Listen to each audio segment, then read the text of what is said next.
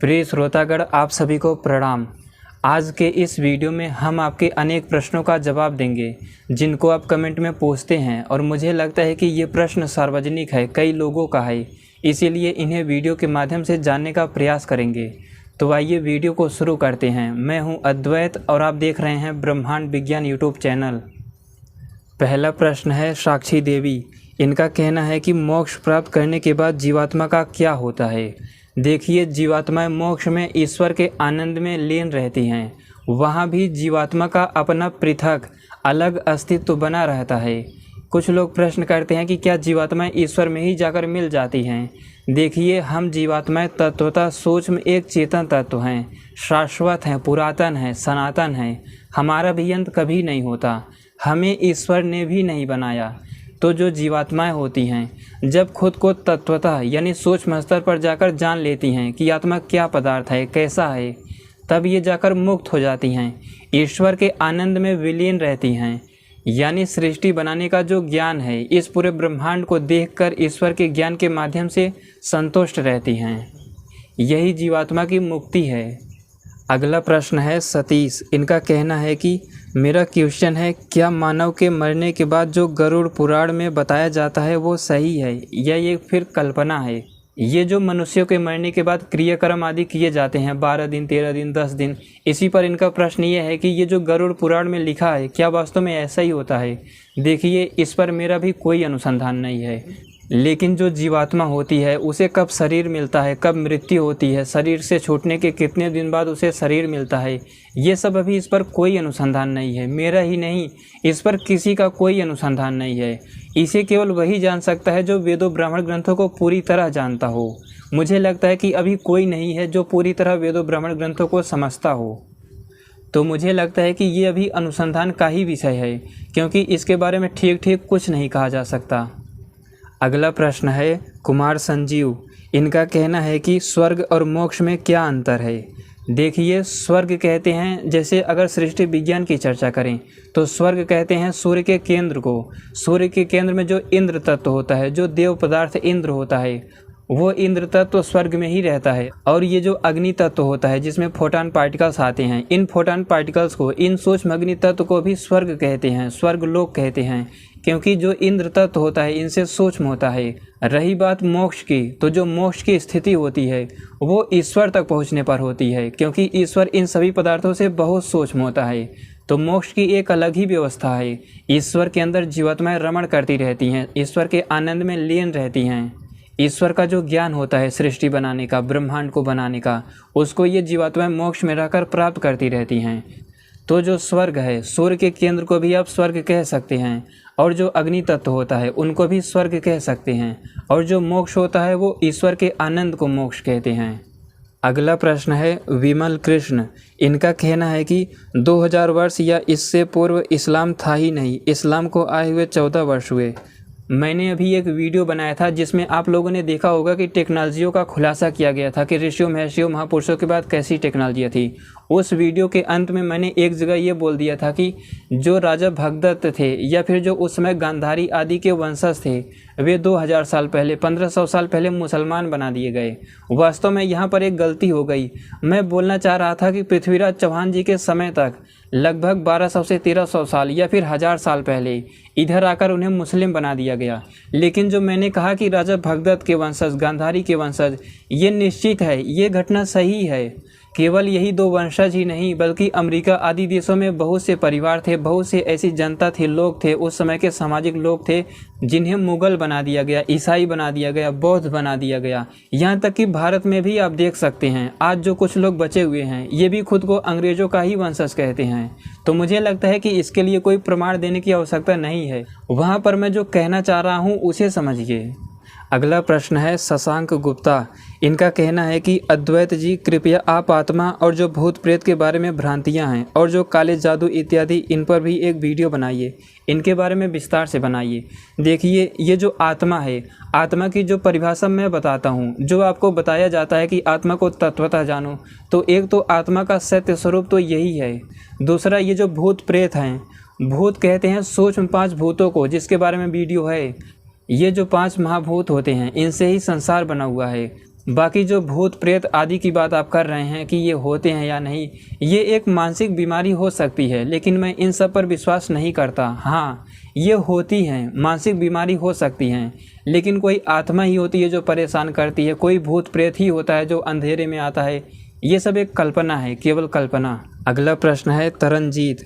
इनका कहना है कि मैं ये जानना चाहता हूँ कि प्रकृति ही आत्मा है क्या, या आत्मा प्रकृति से अलग है? देखिए, जो प्रकृति है अगर उसकी सूक्ष्मता में जाए तो प्रकृति तत्वतः एक ऐसा पदार्थ है जिसमें कोई द्रव्यमान नहीं होता, कोई चार्ज नहीं होता। वो पूरे ब्रह्मांड में सब जगह सर्वत्र एक रस फैली हुई है। अभी भी उस सूक्ष्मता पर प्रकृति विद्यमान है। तो जो प्रकृति है वो सर्वत्र सब जगह है। और जो हम आत्माएं हैं, प्रकृति तो जड़ पदार्थ है, लेकिन हम चेतनाएं बहुत सूक्ष्म होती हैं। हम एक चेतन पदार्थ हैं। तो प्रकृति अलग पदार्थ है जो कि सर्वत्र सब जगह फैली एक जड़ पदार्थ है जिसे ईश्वर ही संचालित करता है। दूसरा, हम सूक्ष्म जीवात्माएं चेतन पदार्थ हैं, हम बहुत सूक्ष्म होते हैं। हम सूक्ष्म जीवात्माएं प्रकृति को ही जानकर मुक्त हो जाते हैं। इसी से ही स्पष्ट हो जाता है कि प्रकृति अलग है, हम जीवात्माएं अलग हैं। अगला प्रश्न है ढांसू आइडिया। इनका कहना है कि भाई क्या एक ही जन्म में मोक्ष प्राप्त किया जा सकता है? देखिए, एक ही जन्म में मोक्ष प्राप्त किया जा सकता है, ये आपके सामर्थ्य पर निर्भर करता है। अगर आप वेदों की वैज्ञानिकता को ठीक पूरी तरह जानते हैं, जहाँ से मैं बोलता हूँ, अगर वेदों को, ब्राह्मण ग्रंथों को उस तरह आप पूरी तरह जानते हैं, इस ब्रह्मांड को उस सूक्ष्मता के लेवल तक जानते हैं, तो निश्चित रूप से इसी जन्म में मोक्ष प्राप्त किया जा सकता है। भगवान श्री कृष्ण जैसे लोग कुछ ही दिनों पढ़कर मुक्त हो गए थे, भगवान श्री राम थे, या फिर सृष्टि आदि से अब तक के ऋषि महर्षि महापुरुष लोग थे। ये लोग बहुत संघर्ष करते थे, पूरे ब्रह्मांड को तत्वतः जानते थे। तो अगर आप भी संघर्ष करेंगे, आपका भी वो स्थिति बन जाती है, वो सामर्थ्य आपके अंदर आता है, तो निश्चित रूप से इस जन्म में मोक्ष प्राप्त किया जा सकता है। अगला प्रश्न है मयंक राठौड़। इनका कहना है कि अद्वैत भाई, यदि तीन पदार्थ अनादि हैं, ईश्वर, जीव और प्रकृति, तो क्या प्रकृति पदार्थ से हमारा शरीर बना है या ईश्वर ने बनाया है? ये प्रश्न मैंने कई बार देखा है। आप लोग कहते हैं कि हमारा शरीर प्रकृति से बना हुआ है या फिर ईश्वर ने बनाया है। देखिए, ये जो प्रकृति पदार्थ है, इसी से पूरा ब्रह्मांड बना हुआ है। जिन भी पदार्थों को आप देख पा रहे हैं या फिर नहीं देख पा रहे हैं, ये सब प्रकृति का विकृत रूप ही है। लेकिन जिस ज्ञान से बना है वो ज्ञान ईश्वर का है। तो प्रकृति पदार्थ से ही ब्रह्मांड बना है, लेकिन ईश्वर ने बनाया है। तो बना है तो प्रकृति पदार्थ से, जो उपादान कारण है वो प्रकृति है, लेकिन जो निमित्त कारण है वो ईश्वर है। तो बना है प्रकृति से और बनाया है ईश्वर ने, वो भी अपने ज्ञान के आधार पर, अपने ज्ञान से। अगला प्रश्न है धीरज। इनका कहना है कि सर, आपके पास नॉलेज है तो बना क्यों नहीं लेते? देखिए, अभी मेरी एक वीडियो वायरल हुई थी, आप लोगों ने उसको खूब सपोर्ट किया, तो उसके लिए धन्यवाद। उसी पर बहुत से नेगेटिव कमेंट ये भी आ रहे हैं कि जिन टेक्नोलॉजियों की, जिस ज्ञान विज्ञान की चर्चा मैं कर रहा हूँ कि ऋषि महर्षि महापुरुष लोग ऐसे थे, तो इसी पर ऐसे बहुत से कमेंट आ रहे हैं कि मैं इन सबको बना क्यों नहीं लेता। अगर मेरे पास ज्ञान विज्ञान है, सब कुछ है, तो मैंने अभी तक बनाया क्यों नहीं इसे? इसके बारे में मैं एक ही बात बोलना चाहता हूँ, जहाँ पर वैज्ञानिक इन सब टेक्नोलॉजीज़ को बनाते हैं, क्या आप वहाँ पर कभी गए हो? क्या आपकी फिजिक्स में कोई रुचि है? जब आप वैज्ञानिकों के पास इन सब टेक्नोलॉजीज़ को बनते देखेंगे, वहाँ पर आप जाएंगे, लार्ज हेड्रॉन कोलाइडर जाएंगे, नासा जाएंगे, तो आप लोग ये महसूस करेंगे कि ये जो वैदिक विज्ञान पर जो बनी हुई टेक्नोलॉजी होगी, उसके लिए भी सरकारों के सहयोग की आवश्यकता होगी। वास्तव में कोई भी टेक्नोलॉजीज़ या एक्सपेरिमेंट बाद में किया जाता है, सबसे पहले उस पर सिद्धांत आता है, लेकिन उसके लिए भी सरकारों के सहयोग की आवश्यकता होती है। जो भी इस ब्रह्मांड विज्ञान यूट्यूब चैनल से जुड़े हुए हो, मुझे लगता है कि आप लोगों को ये पूछना चाहिए कि क्या मेरे पास सभी संसाधन हैं, क्या मेरे पास सभी वो ग्रंथ उपलब्ध हैं जो ऋषियों के ग्रंथ हैं, और क्या सभी संसाधन मेरे पास उपलब्ध हैं जिनसे आगे चलकर मैं वेदों की स्थापना कर सकूं? क्या मुझे किसी चीज़ की आवश्यकता है?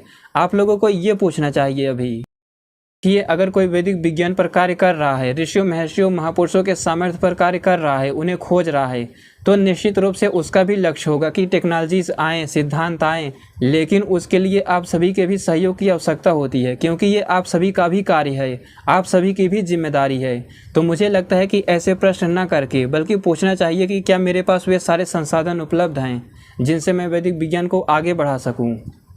अगला प्रश्न है शकुंतला नंद। इनका कहना है कि प्लीज़ ब्याहृति प्राण छंद के बारे में वीडियो बनाओ। देखिए, इन सब पर वीडियो बनाने की मैं तैयारी कर रहा हूँ कि ये जो सृष्टि का विज्ञान है, जो वैदिक विज्ञान है, ये जो स्पेस होता है इसके स्ट्रक्चर क्या है, जो पार्टिकल होते हैं इसके स्ट्रक्चर क्या है, इंद्र तत्व क्या होता है, वायु तत्व क्या होता है, और जो यम तत्व होता है, वरुण तत्व होता है, या फिर सृष्टि के सूक्ष्म जितने भी पदार्थ वैदिक विज्ञान में दिए गए हैं, जैसे वृत्त तत्व क्या होता है, ये जो डार्क मैटर है, असुर पदार्थ, ये क्या होता है, इन सब पर वीडियो बनाने की मैं विचार कर रहा हूँ। क्योंकि जब वीडियो आना शुरू होगी तो एक श्रृंखला वाइज आएगी।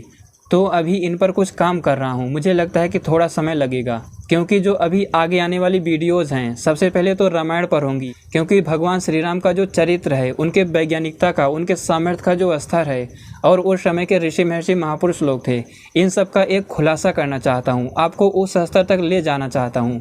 इसके बाद महाभारत पर वीडियो आएगी, 4 वीडियो, तब जाके इन सब विषयों पर डिटेल में वीडियो आएगी। ये चैनल ही वैदिक विज्ञान को आगे बढ़ाने के लिए, ऋषियों महर्षियों और महापुरुषों के सामर्थ्य को आपको बताने के लिए ही बनाया गया है। इसीलिए थोड़ा धैर्य रखें, निश्चित रूप से इन सब विषयों पर भी वीडियो आएगी, वो भी विस्तार से। अगला प्रश्न है सच्चिदानंद। इनका कहना है कि क्या किसी स्थान पर पृथ्वी से हटकर कहीं जीवन संभव है? क्या इसके बारे में किसी ग्रंथ में लिखा है? देखिए, ये जो ऋषियों के ग्रंथ हैं, अभी लोग मुझसे कितने ही लोग कहते हैं कि जो वेद है, इसमें अगर पूरे ब्रह्मांड का ज्ञान है तो क्या इस सूर्य का ज्ञान है? वेद में क्या किसी नदी का नाम है? वेद में क्या किसी पर्वत का नाम है? वेद में क्या इस हमारी पृथ्वी के बारे में कोई जिक्र है? या फिर वेद में ऐसी और भी कोई पृथ्वी है जहाँ पर जीवन है? क्योंकि अगर वेद में सारा ज्ञान है तो इनके बारे में भी होना चाहिए, तभी तो हम मानेंगे कि वेद में पूरी सृष्टि का ज्ञान है। अगर वेद ईश्वरीय ज्ञान है तो उसमें किसी न किसी पृथ्वी का तो उल्लेख होना चाहिए। देखिए, ईश्वरीय ज्ञान का ये मतलब नहीं होता किसी पार्टिकुलर ग्रह का नाम उसमें हो, किसी नदी का नाम हो, किसी पर्वत का नाम हो। वेद में किसी मनुष्य का कोई नाम नहीं है। वेद केवल आपको ये बताएगा कि मनुष्य के शरीर की संरचना कैसे बनती है। सृष्टि में जितने भी प्राणी हैं, वेद में केवल सिद्धांत मिलेगा। जैसे फिजिक्स के जो नियम होते हैं, आपने सुना होगा कि इलेक्ट्रॉन, प्रोटॉन, न्यूट्रॉन, तो वेद में ऐसा ही ज्ञान मिलेगा। वेद में किसी एक सूर्य, एक पृथ्वी के बनने की व्याख्या नहीं मिलेगी आपको, बल्कि इस ब्रह्मांड में जितने भी तारे हैं, जितने भी सूर्य हैं, जितने भी पृथ्वियां हैं, इन सब के बारे में केवल एक सिद्धांत होगा, तभी वो ईश्वरीय होगा। वेद में ऐसा कुछ भी नहीं है कि किसी एक व्यक्ति का इतिहास हो, वेद में किसी एक जीव का इतिहास हो, किसी पर्वत का नाम हो, किसी नदी का नाम हो। ऐसा ज्ञान ईश्वर दे ही नहीं सकता। और जो लोग कहते हैं कि वेद में ऐसा विज्ञान होना चाहिए था कि जहाँ कहीं पृथ्वी हो, दूसरी जगह, वहाँ भी मनुष्य रहते हों, ऐसा ज्ञान वेद नहीं दे सकता। ये सब मनुष्य को खोजने के लिए है, ये सब विज्ञान नहीं है, ये तो इतिहास है। तो ये सब मनुष्यों के खोजने के लिए होता है। कुछ लोग कहते हैं कि आधुनिक वैज्ञानिकों ने पृथ्वी से लेकर सूर्य तक की दूरी बता दी, वेद में कहाँ है? देखिए, ये सब मनुष्य को खोजने के लिए होता है, इसका ज्ञान ईश्वर नहीं दे सकता। ईश्वर का ज्ञान ऐसा होगा कि ये पृथ्वी कैसे बनती है, सूर्य कैसे बनता है, ग्रह तारे गैलेक्सीज कैसे बनते हैं, इलेक्ट्रॉन, प्रोटॉन, न्यूट्रॉन कैसे बनता है, अग्नि तत्व कैसे बनता है, इंद्र तत्व कैसे बनता है, पूरे ब्रह्मांड में जो पदार्थ बनते हैं, वेद में केवल उसका ज्ञान होगा। इसीलिए वो ईश्वरीय ग्रंथ है। वेद में वही ज्ञान हो सकता है जो नित्य हो, सदैव रहता है। अगली बार सृष्टि बनेगी तो भी यही ज्ञान रहेगा। लेकिन ये जो दूरी है, जो आप कहते हैं कि इसका ज्ञान वेदों में क्यों नहीं है, ये दूरी बदलती रहती है, घटती बढ़ती रहती है। गैलेक्सियाँ इस ब्रह्मांड में गति कर रही हैं। कौन गैलेक्सी इस ब्रह्मांड में कहाँ होगी, इसे कोई नहीं जानता। तो वेद में केवल फिजिक्स होता है, ब्रह्मांड के बनने का नियम होता है, इसीलिए वो ईश्वरीय ग्रंथ है। रही बात आपके प्रश्न के बारे में कि क्या किसी पृथ्वी पर जीवन हो सकता है इस ब्रह्मांड में, तो जितने भी आपको तारे चमकते हुए रात को दिखते हैं, वे सभी लगभग सूर्य ही हैं। इस ब्रह्मांड में जितने भी तारे ब्रह्मांड में दिखते हैं, इनका अपना खुद का प्रकाश होता है, इसीलिए ये दिखाई देते हैं। तो इनका भी अपना सौरमंडल होता है, इनकी भी अपनी पृथ्वियाँ होती हैं। तो केवल एक ही नहीं, इस ब्रह्मांड में अनगिनत पृथ्वियाँ होंगी, असंख्य पृथ्वियाँ होंगी जिन पर जीवन होगा। क्योंकि जीवात्माएँ असंख्य हैं, तो जीवात्माओं के लिए ही सृष्टि बनी है। तो जीवात्माएं जो हैं वे असंख्य हैं, उनकी गिनती नहीं की जा सकती। लेकिन ईश्वर जानता है कि कितनी जीवात्माएं हैं, तो इन जीवात्माओं के लिए उसने सृष्टि बनाई है। निश्चित रूप से इस ब्रह्मांड में अनगिनत पृथ्वियां हैं जिस पर जीवन होगा, ऋषि महर्षि लोग होंगे, एलियन होंगे, सब कुछ हो सकता है। अगला प्रश्न है ड्रीम स्टेट। इनका कहना है कि नमस्ते भाई, क्या मनुस्मृति में सामाजिक भेदभाव का वर्णन है? देखिए, ये जो मनुस्मृति है, सृष्टि आदि में जो महर्षि भगवान मनु जी थे, जब उनके पास सभी ऋषि महर्षि आए, उनसे पूछे कि सामाजिक व्यवस्था कैसे बनाएं, हम आगे अब कैसे चलें, संसार में कैसे जिएं, तो महर्षि भगवान मनु जी ने वहाँ पर प्रकृति की चर्चा की। ब्रह्मांड की जो प्रारंभिक अवस्था है, सबसे पहले वे यही कहते हैं कि ये जो पूरा ब्रह्मांड था, ये पूरा ब्रह्मांड उसी प्रकृति अवस्था में लीन था। तो सोचो, जो सृष्टि का महान वैज्ञानिक हो, सब कुछ जानता हो, वो भला भेदभाव कैसे कर सकता है? इस धरती का सबसे पहला राजा हो। मेरा तो ये मानना है कि ये जो मनुस्मृति है, ये सृष्टि का नियम है। एक वीडियो इस पर मैं अनुसंधान करके बनाऊंगा, देखना उसमें महर्षि भगवान मनु की ऐसी वास्तविकता संसार के सामने आएगी। मुझे लगता है कि इसके बारे में हो सकता है कि आपने ना सुना हो, क्योंकि ये जो महर्षि भगवान मनु थे, यही इस धरती के सबसे पहले क्षत्रिय थे, पहले राजा थे, बहुत बड़े वैज्ञानिक थे। इनका सामर्थ्य लोग न समझ पाने की वजह से ऐसा चर्चा कर रहे हैं। हाँ, ये भी स्वीकार करता हूँ कि कुछ मिलावटें हुई हैं, इसे स्वीकार करता हूँ, लेकिन जो महर्षि भगवान मनु थे, उनका चरित्र उज्जवल था, वे एक सामर्थ्यवान ऋषि थे, तो उनके अस्तित्व को नहीं इनकारा जा सकता। आज का संविधान उनके पैरों की धूल भी नहीं है। अगला प्रश्न है चंद। इनका कहना है कि साहेब जी, क्या जो अपनी जीवात्मा में स्थिर है, क्या वह ब्रह्मांड को तत्वतः जान लेगा? जो अपनी आत्मा में स्थित है, भगवत गीता को आपने पढ़ा होगा तो ऐसा आता है, जो अपनी आत्मा में स्थित है, संतुष्ट है, वो सांख्ययोगी मुक्त है। लेकिन अपनी आत्मा में स्थित होने के लिए, अपनी आत्मा को तत्वतः जानने के लिए आपको उससे पहले के पदार्थों को जानना होगा। सृष्टि के जो 5 सूक्ष्म भूत होते हैं, उनसे होते हुए मनस्तत्व, अहंकार, महत्तत्व, इनसे होते हुए प्रकृति को जानोगे, तब जाकर आप आत्मा में स्थित हो सकते हो। तो निश्चित रूप से आत्मा को तत्वतः जानने वाला इस ब्रह्मांड को ठीक ठीक जान सकता है, मुक्त हो सकता है, ईश्वर को वैज्ञानिक ढंग से जान सकता है। अगला प्रश्न है नरेश कुमार जी का। इनका कहना है कि सर, क्या आत्मा को एनर्जी कह सकते हैं? अगर आधुनिक भाषा में कहें, आधुनिक विज्ञान की भाषा में कहें, तो आत्मा को एनर्जी नहीं कह सकते। आत्मा तत्वतः एक चेतन पदार्थ है। एनर्जी कहते हैं जिसमें वाइब्रेशन हो, गति हो, उसके कंटेंट हो, अवयव हो। आत्मा में ऐसा कुछ भी नहीं होता। आत्मा किसी से नहीं मिलकर बना। हम जो सूक्ष्म जीवात्माएं हैं, आत्माएं हैं, हम किसी से नहीं बने, ईश्वर से भी नहीं बने, ईश्वर भी किसी से नहीं बना, उसका भी एक अलग सत्ता है। तो हम आत्मा को एनर्जी नहीं कह सकते।